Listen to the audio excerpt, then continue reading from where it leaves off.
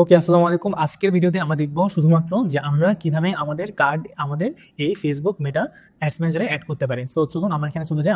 আমরা ক্যাম্পেইনে চলে আসলাম, আমরা অ্যাডস ম্যানেজারে এসে আমরা এখান থেকে চলে যাব বিলিং অ্যান্ড পেমেন্টসে। বিলিং অ্যান্ড পেমেন্টসে যখন আসবো তখন আমাদেরকে লিভ করতে বলেছে, আমরা এখানে লিভ করি, সমস্যা নেই, এটা সেভ থাকবে অটোমেটিক্যালি, কোনো প্রবলেম হবে না। আমরা এটা বিলিং অ্যান্ড পেমেন্টসে যাওয়ার পর আমাদের এখানে বিভিন্ন অপশন আসবে, যে দেখেন পেমেন্ট সেটিং আর হচ্ছে পেমেন্ট অ্যাক্টিভিটি। পেমেন্ট অ্যাক্টিভিটি হচ্ছে আমি এর আগে যে পেমেন্টগুলো করেছি ওগুলো, আর আমি যেহেতু এখন পেমেন্ট করতে চাচ্ছি এটা আমরা পাবো পেমেন্ট সেটিংসে। আচ্ছা, কারেন্ট ব্যালেন্স এখন আমার জিরো আছে। ফান্ডস আমার কত টাকা এখানে অ্যাড করা আছে, কোনো ক্রেডিট আছে কিনা, উধার আছে কিনা। আর এখানে আপনারা এখন যদি কোনো মেথড অ্যাড করতে চান, এখানে আপনারা ক্লিক করবেন কোথায়, অ্যাড পেমেন্ট মেথডে।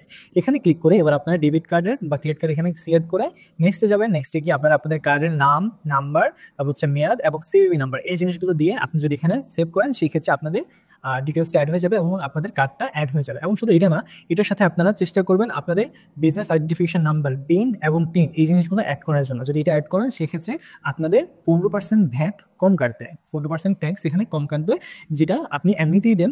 কিন্তু ফেসবুকে যখন রান করে, যদি আপনি এখানে তাদের এখানে অ্যাড না করেন, ফেসবুকে যখন টাকা কাটবে তখন এই টাকাটা সব কিন্তু কেটে ফেলবে, কারণ তারা আবার আলাদা করে আপনাকে আলাদা করে আপনার ব্যবসার জন্য তারা ট্যাক্স দিচ্ছে।